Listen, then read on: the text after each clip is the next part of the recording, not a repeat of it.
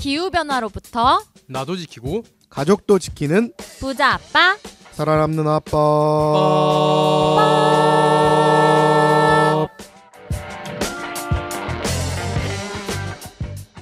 안녕하세요. 팟캐스트 부자 아빠 살아남는 아빠입니다. 기후변화로 급변하는 경제산업 구조 속에서 우리들의 가족도 지키고 재산도 지킬 수 있는 방법을 지금부터 알려드립니다.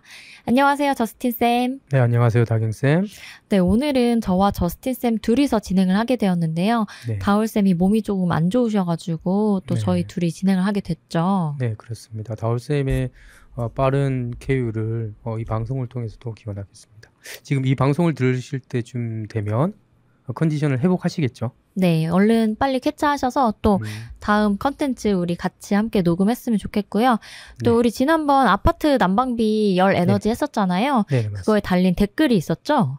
예, 그러면 제가 먼저 댓글부터 소개드리겠습니다.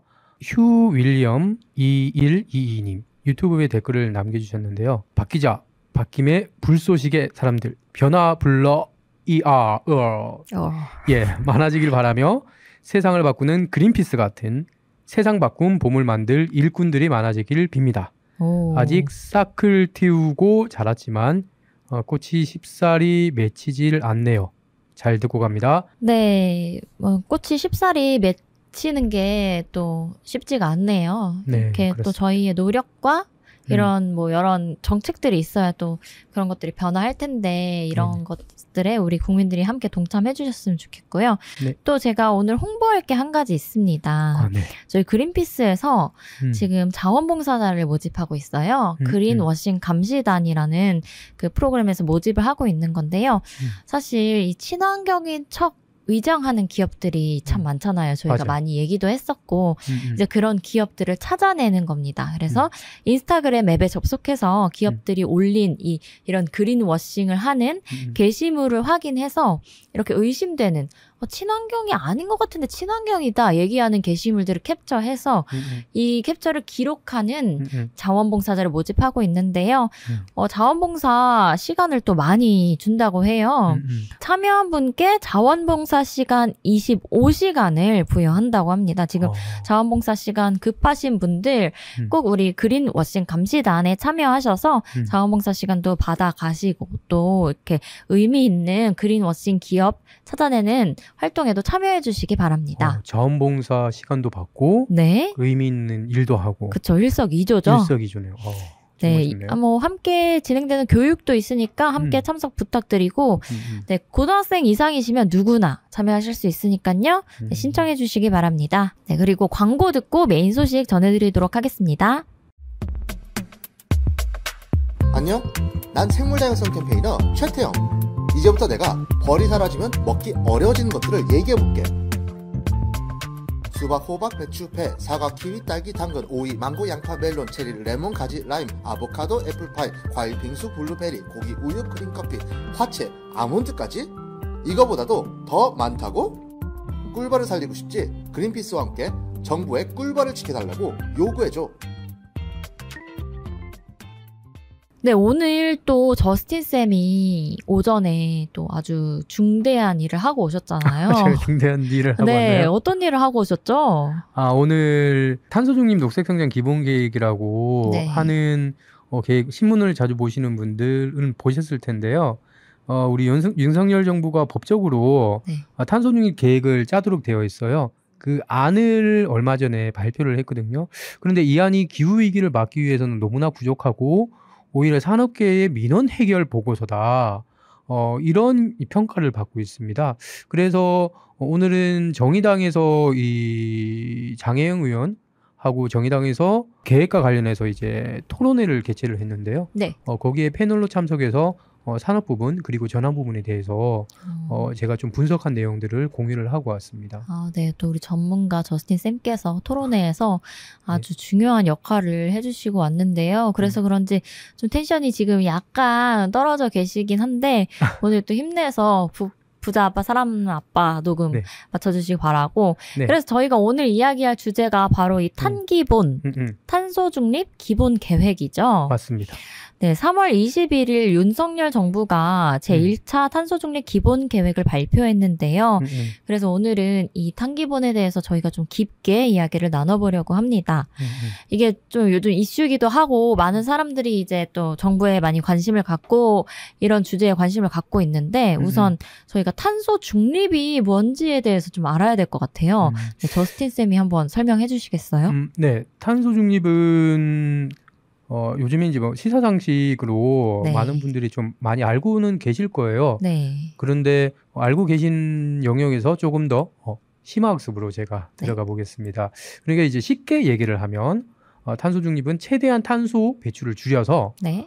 거의 이제 0이 되게끔 하는데 그래도 조금 나올 수 있잖아요. 정말 힘들어서. 그렇죠. 그런 것들이 뭐 산림 같은 거 이제 나무가 또 이산화탄소를 흡수를 해주니까 산림 등이 이제 흡수를 해서 결국은 대기 중에는 탄소의 배출량이 탄소가 존재하는 것이 0이 되게 만든다.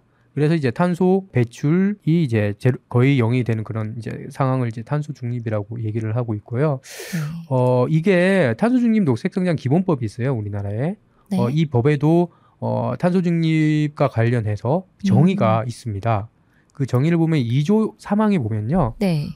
대기 중의 배출, 방출 또는 누출되는 온실가스의 양에서 온실가스 흡수의 양을 상쇄한 순배출량이 0이 되는 상태를 말한다. 아까 제가 얘기했던 것을 좀 어렵게 설명을 해놨죠. 네. 그리고 이제 2조 3항 다음에 2조 5항이 조금 더 저는 이제 관심 있게 보시면 좋을 것 같은데요. 2조 5항에 보면 그러면 여기서 말하는 이 탄소가 도대체 무엇이냐. 온실가스는 대기 중에 온실효과를 일으키는 모든 기체를 다 말하거든요. 네. 그런데 이제 그 중에서 몇 가지 조금 우리가 이제 많이 얘기를 하는 6가지 정도가 있어요. 그런데 이제 이 2조 5항에 보면 그 온실가스 정의를 해놨습니다. 어떻게 정의를 그래서 해놨죠? 온실가스란 적외선 복사해를 흡수하거나 재방출하여 온실효과를 유발하는 대기 중에 가스 상태의 물질. 그래서 이산화탄소, 메탄, 아산화질소, 네. 수소불화탄소, 과불화탄소, 육불화학 및 그 밖에 이제 대통령령으로 정하는 물질을 말한다.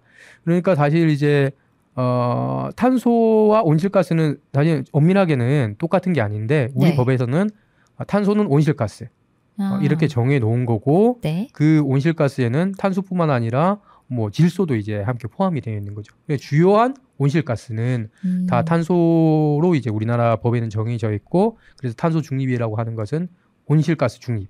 네. 그대로 이제 이해를 하시면 될 것 같습니다. 그러면 이렇게 기후 변화를 일으키는 많은 온실가스 양이 지금 이렇게 배출이 되고 있는데 그 양이 순 배출량이 0이 돼야 된다 이 말씀이시죠? 맞아요. 최대한 줄여서 네. 0이 되게. 최대한 줄여서 그 좀 조금이라도 배출되는 것은 산림이 흡수를 할 수 있으니까. 그래서 0이 되게. 네, 그렇다면 이 탄소 중립을 실현하는 것이 그럼 탄소 중립 법으로 제정이 된 거죠? 맞습니다. 법으로 제정을 하는 이유는 우리가 이걸 그냥 정책으로 정하고 목표로서 추진을 할 수도 있어요. 네. 그런데 법은 강제성이 있는 거잖아요. 그렇죠. 그리고 우리 모두의 네. 사회가 꼭 이것은 필요하니 의무적으로 지키자. 그런 목적 때문에 법으로 정한 것을 의미가 있는 것으로 보고 있는 것이고요. 지금 우리나라 법 같은 경우에는 줄여서 탄소중립 기본법이라고 하고 탄소중립 녹색성장 기본법이 2021년 9월 24일에 제정이 됐습니다. 네. 그래서 제정이 되고 공표가 된 다음에 2022년 3월 25일 그러니까 작년이죠. 네. 작년 이맘때쯤에 법안이 이제 시행이 되기 시작을 했어요. 네. 그러면서 우리는 14번째로 이제 법적으로 탄소 중립을 법제한 국가가 되었는데 이 2022년 3월 25일에 네. 이 법안이 시행이 되고 그 법안 시행 1년 안에 네. 탄소 중립 녹색 성장 기본 계획을 만들어야 돼요. 그 시점이 이제 지나가 버렸죠. 이제 3월 그러네요. 25일이었으니까 네. 이미 이제 우리나라 탄소 중립 녹색 성장 기본 계획은 법정 시한을 지난 것이다. 이미 지나서 확정이 되는 그런 수순을 밟고 있는 그런 상황이죠.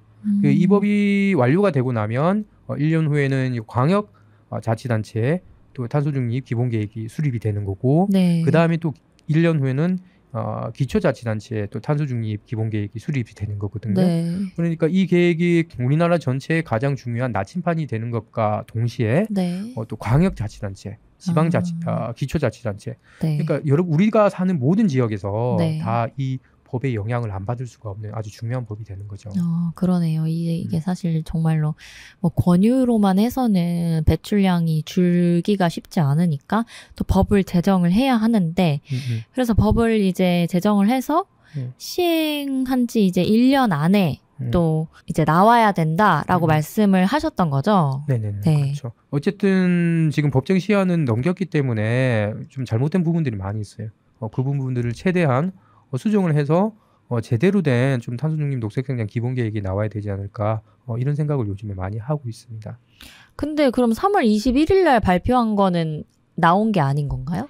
그러니까 3월 20일은 네. 이런 식으로 우리가 정부의 안을 만들었어요. 그래서 이제 우리 국민 여러분 결재를 해주세요. 이런 거죠. 아직 정확하게 네. 나온 것은 아니고. 그러니까 이게 논란이 되는 게 3월 25일이 법정 시한인데 그러게요. 3월 22일 날 이 계획안을 그때 공개를 하고 너무 급박하게. 3월 21일 날 그리고 3월 22일에 네. 공청회를 하겠다는 거죠. 그러니까 사실 공청회를 공고를 했을 때 이미 어떤 안을 가지고 있는지를 제시를 하고 네. 그 안에 대해서 어떻게 생각하는지 사람들의 얘기를 들어봐야 되는 것이 수순인데 네. 하루 전에 이걸 그러게요. 발표를 하고 그 발표 내용도 너무나 내용도 세부 내역이 없는 거죠. 네. 그러면 어떻게 이것을 우리가 비판을 하고 분석을 하고 제대로 된 대안을 제시를 할 수가 없는 거잖아요. 네. 그렇기 때문에 이 탄소중립 녹색성장 기본계획이 밀실안에서 만들어졌다. 이런 비판들도 많이 받았죠. 이런 탄소 중립 기본법에는 또 어떤 주요한 사항들이 포함되어 있는지 좀 간략하게 설명을 부탁드릴게요. 사실 탄소중립 녹색성장 기본계획에는 많은 내용들이 담겨야 돼요. 네. 그래서 뭐 온실가스 감축 목표에 관한 사항이라든지 국내외 기후변화 경향 그리고 미래 전망, 온실가스 배출 흡수 현황 이런 것들이 나와야 되는데 저는 이제 가장 중요하다고 보는 것이 중장기 감축 목표 등의 달성을 위한 부분별 연도별 대책. 그래서 부분별이라고 하면 산업 부분이라든지 전환이라고 해서 발전 부분, 전기를 어떻게 만드는지, 네. 농업 부분, 수송 부분, 우리가 자동차를 타는 것들, 네. 이런 모든 부분에 를 얘기를 하는 것이고요. 그리고 연도별론 그러면 이제 2023년이잖아요. 그래서 네. 2024년에는 어떻게 하고 2025년에는 어떻게 하고 그래서 얼만큼 줄여 나갈 것인지 그런 것들을 얘기하는 것이 중요한 것이 되는 것이고 네. 또 한 가지는 탄소중립 사회로 이행을 하려면 우리 돈이 있어야 될 거 아니에요?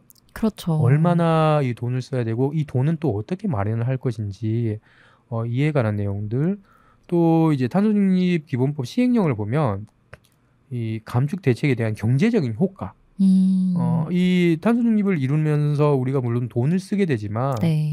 이것이 나중에는 또 경제적인 효과가 될 수 있어요. 예를 그렇죠. 들어서 우리가 재생에너지를 많이 설치를 해서 탄소 배출을 줄이게 되면 이로 인해서 탄소국경세 같은 데도 대응을 할 수가 있고 또 아리백 같은 데도 대응을 할 수가 있고 일자리 같은 것도 네. 창출을 할 수가 있겠죠. 그렇죠. 그러면 이 많은 것들을 종합적으로 분석을 해서 이렇게 우리가 탄소중립으로 가는데 돈이 꼭 드는 것이 아니라 돈이 들지만 그만큼 이것은 투자가 되는 거죠. 투자를 해서 미래에는 우리의 이득이 될 수 있는 그런 부분도 이제 효과도 분석을 해야 되는 것이 있는데 네. 이번에는 그런 부분들이 상당히 좀 미약하게 나온 부분들이 있고 그것을 계속해서 제가 좀 뒤에 설명을 좀 드리고 싶습니다. 아주 세세하게 부문별 연도별 대책이 이제 포함되어 있고 그 부분들에 대한 기본 계획이 지금 요구되는 상황 속에서 이 현 정부가 중요한 1차 탄소 중립 기본 계획을 발표했죠. 네네. 근데 막 여론이나 뭐 여기저기서 탄소 중립 달성 의지가 없다라는 말이 나오고 있어요. 도대체 어떤 내용을 발표했길래 그런 말들이 나오고 있는 건지 모르겠는데 혹시 저스틴 쌤께서 소개해 주시겠어요? 여러 가지 이유가 있어요. 어떤 너무나 건가요? 많은 이유가 있어서 네. 한 가지 꼬집어서 얘기하기 어려운데 그래도 제가 몇 가지 말씀을 드리고 싶은 일단 큰 틀에서의 목표 네. 그리고 이제 미래의 비전에 관한 내용들 그 좀 산업 부분에서 있었던 이제 논란들 네. 그리고 대통령의 약속 이런 부분들이 조금 있는 것 같아요. 네. 이제 큰 틀에서 이제 방향이라고 하면 얼마 전에도 UN IPCC 네. 보고서라는 걸 아마 들어보셨을 것 같아요. 요즘에 또 신문에도 많이 나오고 방송에도 많이 나오거든요. 네. UN IPCC라는 것은 유엔이 있으면 유엔 하나의 이제 많은 국가들이 기후변화 협약을 이제 체결을 한 거잖아요. 그래서 우리 기후변화 정책을 어떻게 할 건지 과학적인 분석을 하는 그런 기구죠. 근거 자료를 이제 만들어내는 기관이고 네. 여기에서 최근 6차 보고서를 냈는데 그 보고서는 앞으로 이제 10년 동안 네. 우리가 어떻게 하느냐에 따라서 기후위기 대응을 좌우할 수 있는 그런 중요한 부분이 될 것이다라고 얘기를 하고 있어요. 네. 그런데 여기서 가장 중요한 것은 앞으로 이제 2019년 대비해서 2030년까지 온실가스를 그냥 디귿하게 줄이는 게 아니고 네. 아주 급격하게 아. 이렇게 밑으로 이제 볼록한 네. 그런 모양의 그래프가 나오게끔 아주 음. 급격하게 줄여야 되는 거예요. 그리고 급격하게 줄이면서 2030년이 됐을 때는 2019년 대비해서 네. 43% 감축을 아. 해라라고 얘기를 하고 있거든요. 네. 그런데 우리나라 같은 경우에는 2019년 대비하면 네. 2030년 순 배출량 대비해서 34% 줄이는 거죠. 네. 사실은 이제 이미 목표 자체가 이 IPCC가 얘기하는 국제적인 표준, 기후위기를 막기 위한 그런 표준에 이제 부족한 그런 상황인 것이고 거기에 대한 진전이 이번에도 이제 전혀 없었던 네. 그런 부분이 있었고요. 그리고 두 번째로 얘기를 했던 것은 미래 비전에 대한 언급이 없다는 게 지금 2030년까지의 목표, 부분별 목표, 연도별 목표만 나왔거든요. 네. 그런데 사실 우리가 탄소 중립 기본 계획이라고 하면 탄소 중립을 결국에는 어떻게 달성을 할 건지 그쵸. 2050년에 모습들이 나와줘야 되는 그쵸. 거잖아요. 네. 그게 아주 구체적이 아니더라도 대략적인 모습이라도 우리가 알 수가 있어야 되는데 2050년에 에너지 믹스 그러니까 뭐 원자력이라든지 재생에너지라든지 이런 것을 우리가 전기를 만들 때 아니면 열을 만들 때 얼마나 쓸 건지 그에 대한 내용이 전혀 없어요. 사실 그게 큰 문제죠. 지금 원전을 29%에서 32%로 2030년에 에너지 발전 구성 목표를 이미 높인 상황이거든요. 네. 그래서 그러면 이 32%를 그대로 2050년까지 유지를 할 건지 그러니까요. 그렇지 않을 건지 만약에 2050년까지 유지를 하게 되면 엄청나게 많은 양의 대형 원전을 지어야 돼요. 네. 그런데 이제 이것은 논란을 피해가기 위해서 이렇게 공개 안 한 게 아닐까? 지금 좀 그런 의심이 있는 것이고요. 네. 좀 세 번째는 산업계를 위한 방안. 아까 지금 논란이 계속 되고 있는 부분이 우리 목표치를 정할 때 산업계의 목표를 14.5% 감축해서 11.4% 감축으로 줄여줬어요. 네. 2030년 목표를. 그런데 그걸 국제 감축이나 국제 협력이나 아니면 CCUS 이런 걸로 대신 하겠다. 아니면 전환 부분이나 이런 걸 대신을 하겠다. 라고 했는데 사실 어쨌든 오염자 부담의 원칙이란 걸 생각을 해보면 산업 부분에서 많은 온실가스가 나오니까 산업 부분에서 많은 책임을 지려고 하는 이제 기본적인 방향이 좀 필요한 것이고 그리고 국제 감축이나 CCUS는 진짜 이걸로 온실가스를 감축을 할 수 있을지 여전히 불분명해요. 특히 이제 문제가 되는 게 국제 감축 같은 경우에는 네. 물론 해외에 나가가지고 우리 기업들이 뭐 조림 사업 이런 걸 한다라든지 그러면 네. 그게 탄소 배출을 줄인 걸로 인정이 되고 그걸 우리나라 실적으로 네. 한다는 거거든요. 그러니까 네. 이제 외국에 가서 우리나라 실적을 그러게요. 받아온다는 개념 네. 자체도 조금 이상하죠. 네, 모순이네요. 상식적으로. 네. 그런데 더 문제는 이제 이 남반구 국가들, 개발도상국들도 탄소 배출을 줄여야 되는 의무가 있어요. 네. 그러니까 우리가 나가서 협력을 하려고 한다고 하더라도 이 나라들이 먼저 탄소 배출을 줄여야 되거든요. 그렇죠. 그럼 그거를 우리나라의 인정으로 받아올 것인지 받아올 수 있을 것인지 네. 여전히 여기에 대한 회의가 많고 네. 그리고 만약에 산림조성으로 해서 한다라고 네. 하더라도 그 산림이 향후에도 계속 잘 조성이 될지 벌목이 될지 그렇죠. 아니면 무슨 산불이 날지 이런 것들을 이제 쉽게 예단을 할 수가 없잖아요. 네. 이제 여러 가지 문제가 있어서 이제 그래서 국제 감축에 대한 비판이 많은 거고요. 네. CCUS 같은 거는 이제 탄소를 우리가 기술로서 포집을 하거나 아니면 탄소로 새로운 제품을 만들겠다. 네. 그러한 기술인데 이거는 아직 2030년이 돼도 할 수 있을지 없을지. 이뤄질 가능성이 아직 공청회에서도 불명하군요. 이제 관련 전문가가 나와서 네. 2030년에 이렇게 많이 이 탄소 CCU에서 역할을 넣는 것은 좀 부적절하다는 의견, 매우 좀 어려운 네.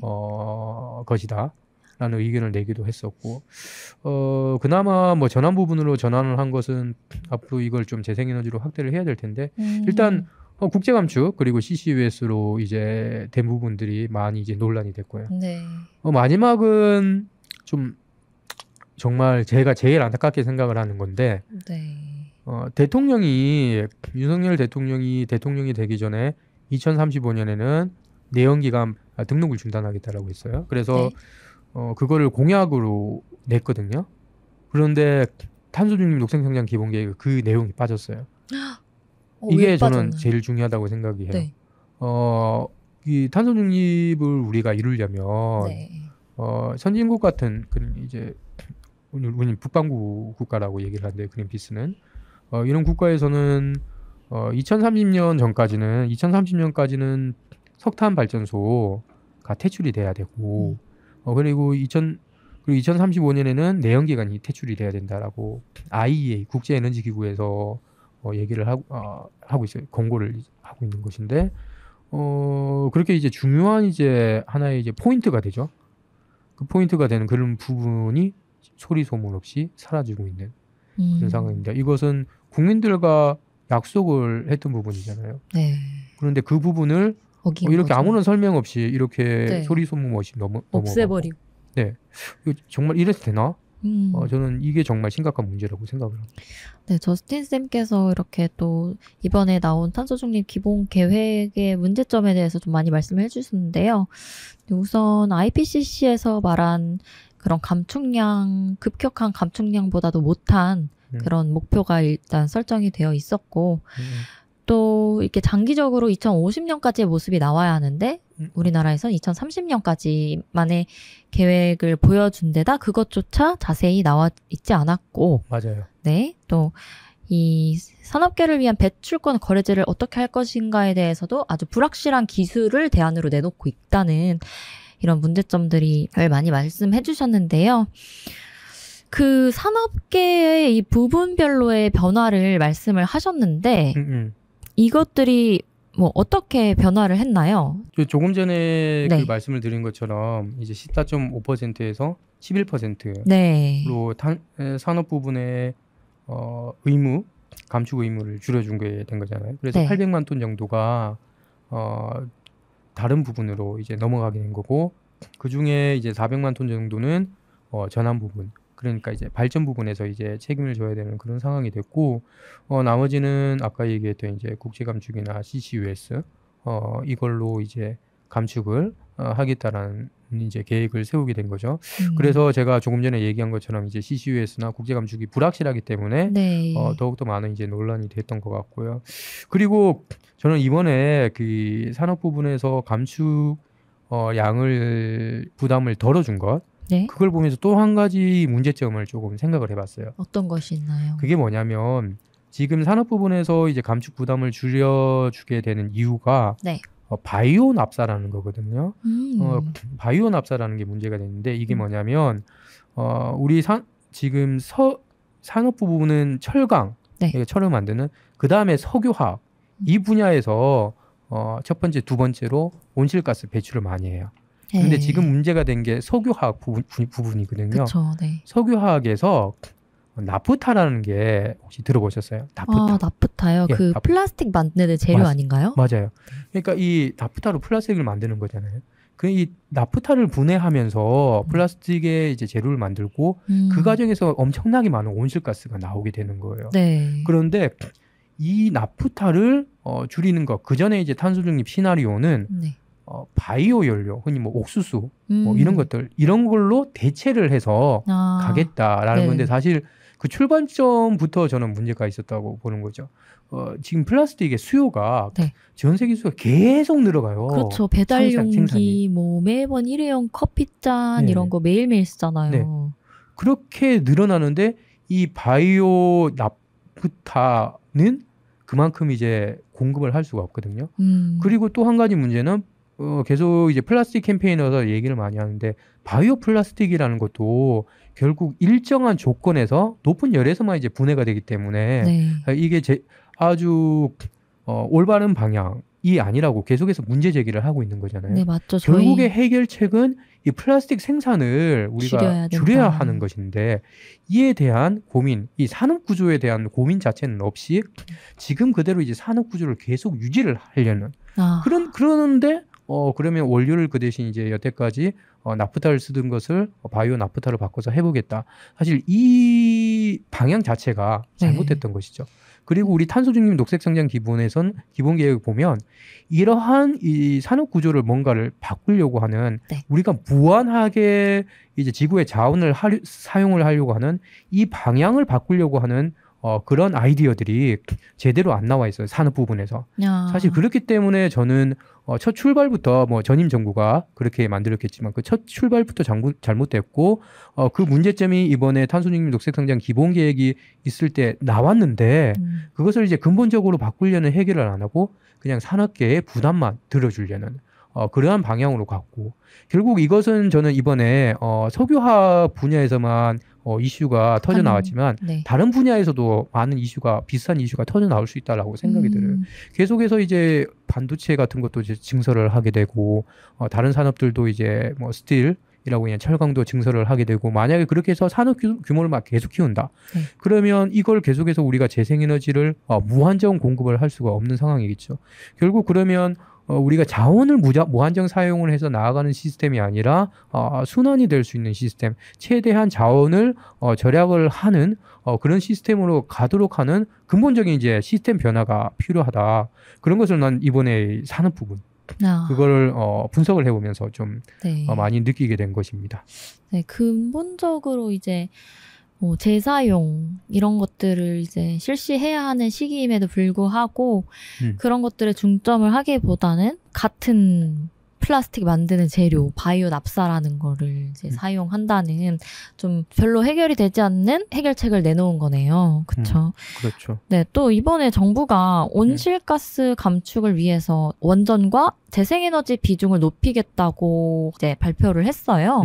이것들을 통해서 산업계 부담을 줄이겠다고 했는데 과연 원전과 재생에너지 비중을 높이는 게 산업계 부담을 줄일 수 있는 방법이 되는 건가요? 일단 원전은 어렵고요. 왜냐하면 아리백 캠페인이라고 한번 좀 들어보셨을 거예요. 그렇죠. 재생에너지 100%로 전환하는 캠페인이죠. 맞습니다. 그래서 전 세계에 이제 380여 개 정도 되는 이제 글로벌 기업들이 가입을 하게 되어 있는 상황이고 그 기업들이 결국 자기의 제품을 만들려면 공급망 그러니까 협력 업체들도 너희 재생에너지로 만든 제품 써? 그래야지 우리랑 같이 일을 할 수 있어. 우리 아리백이거든. 이런 거잖아요.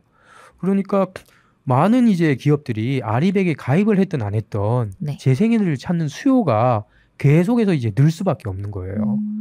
그래서 얼마 전에 이제 국내에서 이제 그것과 관련해서 기업 재생에너지 이니셔티브라는 단체와 플랜 1.5라는 이제 환경단체에서 수요 조사를 해봤었고 결국 2030년에 기업들이 필요로 하는 수요는 172 테라와트 시 정도 되는데 실제로 이제 공급하는 양은 97.8 테라와트 시 정도 되기 때문에 이게 기업들이 필요한 양의 한 50%, 56% 이 정도밖에 안 되는 거죠. 결국 우리 재생에너지 목표를 지난 이제 10차 정기본이라고 하는 정책 발표에서 상당 부분 후퇴를 시켰잖아요. 그 전에 이제 30% 정도 됐는데 10% 가까이 후퇴를 시켰고 그럼으로 인해서 기업들이 원하는 이건 재생에너지 확대를 해서 기후위기에 대응할 수 있는 수준도 아니라 기업들이 이제 사업을 하는 데 있어서 필요한 재생에너지 수준도 못 맞추는 거예요.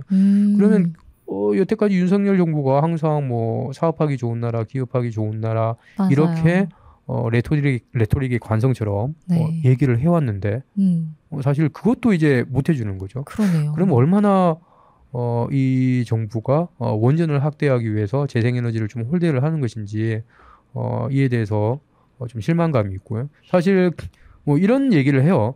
주민 수용성이 낮고 그리고 실질적으로 좀 확대를 하는데 어려움이 많다라고 얘기를 하는데 작년 8월에 보면 산업부에서 예산안을 이제 제출을 했었는데 네. 그 예산안을 공개한 걸 보면 그 전해보다 재생에너지 같은 저탄소 에너지 전환 예산이 더 줄어들었어요. 맞아요. 예, 그때 기억을 하시죠? 네. 줄어들고 그다음에 우리 주민 수용성이 낮아서 재생에너지 확대를 못. 맞아요. 아니 주민 수용성은 정부가 주민 수용성을 확보를 하기 위해서 정책 방안을 만들어야 되는 그렇죠. 것이고 마련을 해야 되는데 최대한 그것을 위해서 예산을 많이 들여서 사람들도 설득을 하고 필요한 이제 가버넌스도 구축을 하고 맞아요. 거기에 필요한 하드웨어 뭐 지원도 하고 기업들도 지원하고 그리고 커뮤니티도 이제 지원을 하고 이런 것들을 해가면서 재생에너지를 확대를 해야 되는데 네. 오히려 돈은 줄여놓고 우리가 현실적인 여건 때문에 못한다라고 말하는 것은 이미 답정너 정책이었다. 그러네요. 지금 뭐 비슷한 상황 속에서 이제도 외국에서는 실천을 하고 변화해 나가고 있는 건데 좀 뭐 주민 수용성이다라는 핑계로 지금 최소한의 노력도 하지 않고 있다. 아리백 전환율이 재생에너지로 이렇게 전환하는 비율이 굉장히 낮다고 말씀을 하신 거고요. 맞아요. 아직은 많이 부족하다. 우리 기업과 정부가 좀 탄소 중립으로 가야 하는 길에서 아직 많이 느리게 가고 있다라고 말씀을 하신 것 같아요. 네, 지금 상황이 너무나 네. 지금 위급한 상황이 되어 있고 얼마 전에 유엔 보고서가 나오고 유엔 사무총장이 이렇게 얘기를 하고 있잖아요. 어떻게 우리는 지금 얘기하셨나요? 살얼음 위를 걷고 있다라고. 지금 맞아요. 상황에서 살얼음 위를 걷고 있으면 네. 어쨌든 이 위기 상황에서 살얼음이 깨지면 어떻게 되나요? 이제 저희 빠지겠죠? 그렇죠. 빠지면 우리의 생명이 위협할 수 그렇죠. 수가 있는 인류의 생명이 위협받을 수 생명이 있는 위협받죠. 네, 그런 상황인 거잖아요. 네. 그런 상황이라면 좀 더 과감한 목표를 설정을 하고 나아가야 되는데 지금 목표는 그것이 아니라 뒤로 퇴행하고 있는 그런 모습들이 나오기 때문에 너무 걱정이 되는 그런 상황입니다. 네, 그렇습니다. 그래서 이제는 좀 위기감을 느끼고 조금 더 구체적이고 조금 더 목표를 높인 그런 기본 계획이 필요하다. 이제 라고 말씀을 하시고 계신데요. 네. 그렇다면 저희가 이제 1.5도 시나리오를 이제 생각을 했을 때 저희가 지금 쓸 수 있는 남아있는 탄소 예산은 얼마 정도인가요? 탄소 예산 질문을 해주셔서 네. 너무 감사합니다. 항상 탄소 예산이 무엇인지 네. 여러분들이 좀 헷갈려 하시는 것 같아요. 네. 조금 이제 아시는 분들이 많이 늘어나긴 했는데 탄소 예산은 쉽게 얘기를 하면 탄소 배출 허용량이라고 보시면 돼요. 그래서 우리가 1.5도라는 목표를 유지를 하려면 네. 탄소가 계속 나오면 안 되잖아요. 그렇죠. 여기까지 정도만 나와야 돼. 네. 이렇게 정한 게 이제 탄소 예산이고요. 네. 그 탄소 예산이 2020년을 기준으로 해서 네. 한 4천억 톤, 4천억 톤 정도 남았다라고 과학자들이 예상을 했거든요. 이제 전 세계적으로? 예, 전 세계적으로. 그런데 전 세계적으로 한 422억 톤을 매년 해마다 배출을 하고 있어요. 우리나라는 한 7억 톤 정도 해마다 배출을 하고. 그러면 이게 얼마 안 남은 거예요. 그러네요. 그러니까 한 6년 3개월 정도? 네. 지금의 추세대로 가면 다 소진해버린다는 거죠. 그렇게 되면 우리가 1.5도에 도달할 수밖에 없는 탄소를 배출하게 되는 것이고 여기서 그럼 우리가 생각을 해봐야 되겠죠. 그러면 한국은 과연 이 탄소 예산에 입각을 해서 얼마만큼 배출을 해야 되는 거야? 네. 라고 하는데 지금 우리나라가 한 전 세계에서 1.6% 정도 탄소 배출을 해요. 네. 그러면 이거를 이제 4천억 톤 대비해서 나눠보면 한 45억 톤 정도 되는 거죠. 네. 그러니까 앞으로는 이제 2020년부터죠. 네. 그때부터 이제 더 이상 45억 톤을 배출하면 안 되는데 매년 이제 7억 톤씩 배출을 하는 그런 상황이고 사실 이거는 현재 시점에 배출량 대비를 한 거라서 과연 저는 또 이것 말고 그럼 우리가 인구 대비로 또 한번 좀 생각을 해봐. 어떻게 왜냐면 배출을 해야 될까? 그렇죠. 네. 왜냐하면 우리가 배출을 지금 많이 하고 있으니까 그렇죠. 이 정도 많이 하는 수준에 맞춰서 탄소 예산을 달라고 하는 것보다 저는 어떻게 보면 전 세계 모든 사람들이 각자 한 사람 한 사람당 권리는 똑같은 것이니 그 전 세계 인구에 한국의 인구를 나눠서 그럼 한국 사람 1인당 얼마를 배출을 할 수 있는지 그것을 보는 것도 좀 타당한 접근이라고 생각이 들고 그래서 우리나라 인구가 지금 그 세계은행 통계를 보면 2021년 기준으로 네. 한 5,100만 명 정도 돼요. 네. 그리고 전 세계 인구가 78억 명 정도 되고 그렇죠. 그럼 우리나라 인구가 한 0.6% 정도 되는 거거든요. 네. 그래서 사실 배출량보다 더 적어지는 거잖아요. 그러네요. 그럼 탄소 예산도 더 적어지는 거죠. 거기에 그렇죠. 맞추면. 45억 톤보다 훨씬 네. 그래서 적겠네요. 거기에 비교를 해보면 한 24억 톤 정도가 만약 인구 비례로 따지게 되면 되는 것이기 때문에 저는 그러면 73, 21, 74, 28 네, 사실은 우리가 이렇게 배출을 한 양이면 한 4년 정도면 사실 이제 끝. 예. 그렇기 때문에 정말 시급하게 네. 줄여야 되는 그런 상황인 거죠. 네, 정말 이런 예산에 대한 수치를 들으니까 정말 더 급격하게 줄여야겠다 이런 게 더 와닿는 것 같아요. 네, 그렇다면 저희가 사실 많은 문제점에 대해서도 얘기를 하고 탄소 중립 녹색성장 기본 계획이 많이 부족하다 이런 말씀을 해주셨는데 그렇다면 이 기본 계획에 담겨야 하는 이거는 꼭 지켜야 된다. 이 정도는 나와야 된다 하는 최소 기준이 있을까요? 그런데 아까 초반에 얘기했던 거랑 네. 거의 연결되는 부분 같아요. 아, 그리고 문제를 제기를 했잖아요. 그쵸? 제가. 네. 그럼 그 문제를 해결하는 것이 결국 어떻게 보면 네. 여기에 꼭 담겨야 할 그런 부분인 것 같고요. 맞습니다. 아까 얘기했던 것처럼 결국에는 우리나라의 온실가스 감축 목표는 전 세계 평균이라고 네. 얘기를 2019년 대비해 한 43%보다 훨씬 부족한 수준이니까 그렇죠. 사실은 이 총량 역시 우리가 훨씬 더 이제 가감한 방향으로 나아가야 되는 것이 네. 어려운 거 맞아요. 사실 어려운 거 많고 대안이 많이 이제 부족하지만 그거를 이제 찾기 위해서 솔직히 노력을 해야 되는 건데 네. 지금 탄소중립 기본계획에서는 기업들을 지원을 하는 그쵸. 그런 내용들만 있지 실제로 맞아요. 어떻게 규제를 하고 우리의 산업 시스템을 어떻게 구조적으로 변화시킬지에 대한 내용이 없는 거죠. 네. 그런 것까지 우리가 다 고민을 하고 더 이상 과거처럼 살 수 없는 것 같아요. 저는 네. 과거처럼 우리가 안 된다, 살아서. 과소비를 하고 에너지 사실 과소비를 많이 한 네, 국가이기도 맞습니다. 하니까 그러면 어떻게 이런 구조 자체를 바꾸는 거에 대한 그걸 고민을 하면서 온실가스 감축 전체 목표를 이제 높이는 것이 필요하고 아까 얘기했던 것처럼 산업 목표가 줄었잖아요. 근데 산업 부분에서 그 줄어든 목표가 오히려 더 불확실한 부분으로 전개가 된 것이 잘못되었기 때문에 그런 부분들이 다시 바로잡아져야 되고 더 상향돼야 한다. 예, 그렇죠. 맞습니다. 산업 부분이 네. 줄어든 것들 또 대통령의 약속 꼭 지켜져야 된다고 저는 생각을 해요. 내연기관 2035년에 퇴출하려고 하는 것은 국제사회에서 아주 중요한 탄소 중립을 이루기 위한 로드맵인데 네. 그것이 소리 소문 없이 사라진 거 다시 맞아요. 원상복귀가 돼야 됩니다. 또 재정 지원을 놓칠 수가 없죠. 맞아요. 정말 좋은 포인트를 박 선생님께서 한 번 더 짚어주셨는데 네. 결국 문제는 돈이에요. 네, 돈이다. 예, 박 선생님 만약에 월급이 그 10만 원이라도 다음 안 달에 들어오면 줄어든다. 이제 바로 네, 바로 이제 이제 찾아가시겠죠. 컴플레인 1층에. 해야죠. 네. 이게 지금 돈이 없는데 돈을 어떻게 마련할지 그런 내용이 전혀 없는데 네. 어떻게 이 계획을 우리가 신뢰를 할 수 있겠어요? 맞아요. 신뢰감이 아주 네. 떨어지는 네. 그런 계획이라고 할 수 있겠네요. 자본주의 사회에서는 그쵸. 모든 계획의 출발은 돈이라고 저는 생각합니다. 월급 안 준다는데 어떻게 그 회사 신뢰하겠습니까? 네, 맞습니다. 돈 어떻게 쓸지, 돈 어디서 마련할지 모르겠다고 하는데 네, 어떻게 이 정책을 신뢰를 할 수 있겠냐. 맞습니다. 사실 저는 가장 문제의 핵심을 또 보여주는 거 그것 음. 하나가 지금 이제 재정 규모가 제대로 나와 있지 않는 부분 그 부분이 또 문제가 된다라고 생각을 합니다.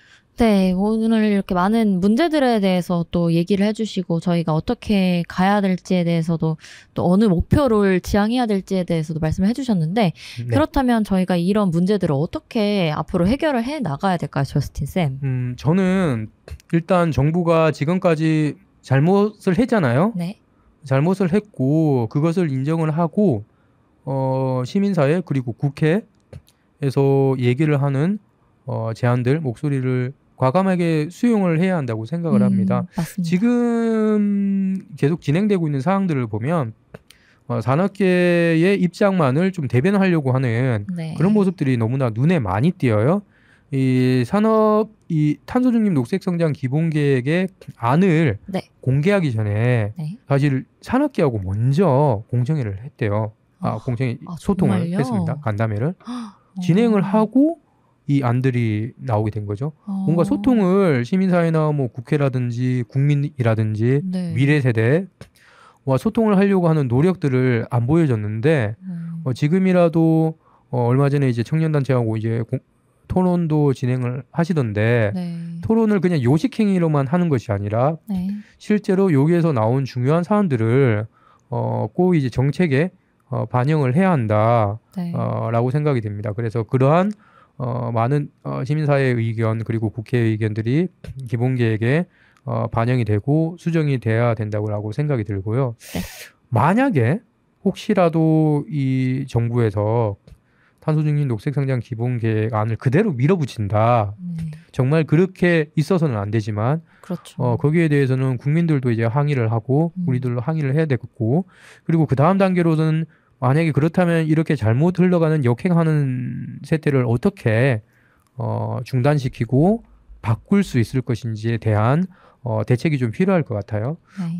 그것을 위해서 저는 좀 국회에서 많은 역할을 좀 해줘야 된다라고 생각을 합니다. 맞습니다. 그래서 국회에서 재생에너지를 확산할 수 있는 법안들, 그리고 재원을 마련할 수 있는 법안들, 그리고 기업들을 견제할 수 있는 법안들, 이러한 법안들을 만들어줘야 된다고 생각을 해요. 예를 들어서 재생에너지를 확대를 하기 위해서는 우리나라의 이제 풍력과 관련된 법이라든지 분산에너지 활성화법 이런 것들이 상당히 중요한 법이거든요. 재생에너지는 잘 아시겠지만 이제 그 석탄이나 원전과 달리 우리 집 주변 모든 지역에 퍼지는 아주 많이 퍼지는 그러한 분산 자원이잖아요. 네. 그러한 재생에너지를 제대로 운영할 수 있는 시스템이 아직까지는 갖춰져 있지 않은데 그것을 이제 갖춰주는 것이 이제 분산에너지 활성화 특별법이고요. 그 법이 최근에 상임위를 통과를 했으니 신속하게 국회 본회의에서 통과가 돼야 되고 그리고 지금 정부가 태양광보다는 풍력을 더 늘리려고 특히 해상 풍력을 네. 늘리려고 하는데 해상 풍력 같은 경우에는 7년 정도가 걸려요. 인허가 하는 데만. 굉장히 오래 걸리네요. 예. 그래서 이 인허가를 좀 간소하게 하는 법안들이 지금 국회에 또 올라와 있고 계류되어 있는 그런 상황이거든요. 그런 이 법안들이 통과가 되면 한 2년 정도 그 인허가 기간을 단축시킬 수 있기 때문에 이 법안들이 좀 빨리 통과가 돼야 될 것 같고요. 그래서 재생에너지를 확산할 수 있는 법적 기반이 필요하고 그리고 두 번째로는 이 법적 기반도 필요하지만 그 산업계의 지원도 필요해요. 전 네, 지원이 아까 필요하지만 저희가- 규제도 해야 되는 거잖아요. 그쵸. 아까 얘기한 것처럼 그린워싱 같은 거 하는 거 못하게 막아야 되고 맞습니다. 그리고 산업계의 기업들이 얼마나 기후위기에 제대로 대응하는지 그런 정보도 투명하게 공개가 돼야 되겠죠. 네. 그런 공개가 될 수 있는 것을 이제 기후공시라고 하는데 네. 이 기업들이 연차 보고서를 이제 내는데 그 연차 보고서를 부실하게 작성을 하거나 이렇게 하면 형사처벌을 받을 수가 있거든요. 근데 그 연차 보고서에 기후위기에 대응을 하는 사안들을 넣을 수 있도록 하는 또 그런 개정안이 국회에 나와 있습니다. 네. 그런 법안들도 좀 중요할 것 같고 아직 마지막으로 아까 얘기했던 재원 마련 네. 이걸 어떻게 할 것이냐. 지금 탄소에 가격을 부과를 하는 시스템이 있어요. 그래서 뭐 배출권 거래제라는 것이 우리나라에서는 진행이 되고 있는 것이고 해외에서는 탄소세와 배출권 거래제도 이런 제도들이 진행이 되고 있어요. 배출권 거래제는 쉽게 생각을 해서 이제 쓰레기 종량제를 하고 있잖아요. 네. 그래서 다경쌤 쓰레기 버리려고 하시면 슈퍼마켓에 가셔서 쓰레기 봉투를 사오셔야 되죠. 맞죠. 그런 것처럼 이제 배출권 거래제는 배출권을 사야 되는 거예요. 그래서 배출권 야 너 이만큼만 배출해 네. 라고 배출권 종량제 봉투를 정부에서 줄 수도 있고 네. 그리고 그 봉투의 가격도 정해야 되겠죠. 아, 맞습니다. 그런데 우리나라는 공짜로 주고 있어요. 아, 정말요? 다경쌤 공짜로 쓰레기 봉투 주시면 쓰레기 주실 거예요. 그러면 이제 마음대로 버리게 되겠죠. 그렇죠. 내가 집에서 버리는 양보다 네. 그 배출권을 주는 양, 그 봉투를 탄소 쓰레기 봉투인 거죠. 네. 탄소 쓰레기 봉투를 주는 양이 우리는 더 많고 그리고 그 쓰레기 봉투가 톤당 13,000원 정도 하는데 그 톤당 13,000원 정도가 네. 지금 EU에서는 네. 유럽에서는 톤당 100달러가 넘어요. 저희는 왜 이렇게 저렴한 건가요? 이 아까 얘기한 공짜로 주는데 어떻게 이게 가격이 오를 수가 있겠어요. 그러니까 그것을 좀 보완을 하기 위해서 물론 그 가격을 이제 올리는 네. 그거를 이제 좀 그 전문 용어로 유상할당이라고 하는데 지금 한 10% 정도가 되어 있는 유상할당 비율 높이는 것도 필요하고 저는 탄소세를 적용하는 것도 오히려 이제 더 효과적이지 않을까. 네. 그렇게 해서 지금 국회에도 탄소세 법안들이 계류되어 있습니다. 맞습니다. 그래서 진짜 직접적으로 비용을 부과를 하면 결국에는 돈을 내야 하니까 네. 돈을 피하기 위해서 기업들이 노력을 하겠죠. 네. 그 에너지를 어떻게 하면 효율적으로 할 건지 그리고 재생에너지를 더 확충을 하는지 그런 부분들이 진행이 될 것이고 그렇기 때문에 만약에 이번 기본계획이 제대로 되지 않는다면 국회에서 그런 이제 입법적인 과제들이 노력이 많이 돼야 될 것 같고 우리 국민들 내년에 또 선거가 있잖아요. 네. 선거가 있으니까 이 선거 기간 전에 야 너희들 빨리 국회에서 통과 안 시키면 우리 너희들 안 뽑을 거야. 기후위기 대응 안 하는 국회의원들 우리가 지켜보고 있어. 이런 모습들을 많이 시민들이 보여주는 것이 필요하다고 생각합니다. 그래서 그린피스 자원활동이라든지 아니면 가끔씩 이제 집회 같은 것들도 진행이 되잖아요. 그런데도 이제 참석을 하셔서 힘을 보태주시는 것도 좋으실 것 같고 또 마지막으로는 기후특위 얼마 전에 출범을 했는데 기후특위에서도 이런 행정부의 잘못된 역행하는 정책에 대해서 따끔하게 지적을 하고 시민들의 목소리를 전달하는 그런 가교 역할도 해주시면 좋을 것 같습니다. 네, 오늘 이렇게 1차 기본 계획, 탄소 중립 기본 계획과 그 문제점과 좀 해결 방안들에 대해서 저스틴 쌤이 소개해 주셨는데요. 저희는 이쯤에서 마무리하고 방송 광고 듣도록 하겠습니다. 환경을 위한 용기 있는 행동을 실천한 12명의 평범한 시민. 그 용기로 그린피스는 시작됐습니다. 그린피스는 정부와 기업의 후원을 받지 않습니다. 바로 여러분과 같은 개인의 후원과 참여로만 푸른 지구와 미래를 지켜왔습니다. 그린피스가 독립적인 행동을 지속하기 위해서는 당신의 후원이 꼭 필요합니다. 그린피스의 독립성을 지켜주세요. 네, 오늘 저스틴 쌤 아침에 토론도 하고 오셔서 좀 이렇게 아주 입이 잘 풀리셔서 많은 얘기를 또 저희에게 공유해 주셨어요. 네. 너무너무 감사드리고 네. 또 우리 이제 듣는 청취자분들도 함께 관심 가지고 입법과 이런 기본 계획의 좀 변경, 수정 이런 것들을 함께 기대하면서 활동을 했으면 좋겠습니다. 저스틴 쌤은 오늘 어떠셨나요? 일단 팟캐스트 이 자리에서 네. 이 탄소중립 녹색성장 기본계획을 보면서 좀 울분이 많이 쌓였어요. 그러신 것 같아요. 예, 지금. 그랬는데 다경쌤이랑 얘기를 하면서 제가 좀 가지고 있던 생각들 그런 부분을 좀 얘기를 할 수 있어서 좋은 것 같고 다른 한편으로는 너무나 많은 과제들을 그쵸. 안고 있는 거죠. 그것을 해결하는데 좀 시민들, 청취자분들 또 많은 관심을 가져주고 하셨으면 좋을 것 같고요. 사실 정책적인 부분이 좀 따분하기도 하잖아요. 그쵸. 네. 따분하기도 한데 그래도 조금 이 팟캐스트를 들으시면서 차근차근 좀 알아가 주시면 좋을 것 같고 또 한 가지 더 이번에 알게 된 것은 플라스틱 문제가 단순한 이제 폐기물 문제가 아니라 우리나라의 기후 정책까지 영향을 미친 부분이 있기 때문에 네. 이 부분도 이제 좀 일상생활에서 그리고 좀 기업들을 향해서 우리는 목소리를 낼 수 있는 소비자들이 수요 자체를 이제 없앨 수 있는 그런데 또 기여할 수 있는 부분이 하나가 있지 않을까라는 생각이 들고 저는 마지막 마무리 멘트에서 꼭 하고 싶은 얘기가 네. 지금 제 오른쪽 네. 다경쌤 왼쪽을 네. 보시면 대통령 집무실이 보여요. 맞습니다. 저희 예. 사무실에서 바로 가까운 곳에 있어요. 그래서 꼭 용산에 계신 대통령님이 저희 방송을 꼭 듣고 네. 제발 잘못된 이 탄소중립 녹색성장 기본계획 바꾸는데 한 말씀 좀 해주시고 그리고 자신이 약속을 하셨잖아요. 맞아요. 2035년 내연기관 탈내연기관 하겠다. 등록 금지. 네. 예, 그렇게 얘기를 하시면서 그때 우리 그린피스가 어린이들 14,000여 명 네. 편지 썼죠. 예, 거기에 답장까지 보내주셨잖아요. 네. 그 답장까지 보내주셨는데 지금은 산업계에만 아주 예쁜 답장을 보내주셨으니 제대로 된 답장 보내주실 것을 정중하게 요청드립니다. 네, 저희 저스틴 쌤에게 쌓인 분노가 또 가라앉아서 이렇게 원만하게 합의될 수 있도록 정부에서도 많은 노력해 주셨으면 좋겠고요. 저희 오늘 또 이렇게 어려운 정부와 정책 관련된 탄기본 주제에 대해서 또 이렇게 쉽게 설명해주고 또 많은 이야기 나눠주신 저스틴 쌤께 감사드립니다. 그리고 함께해주신 청취자 여러분 감사합니다. 네, 감사합니다.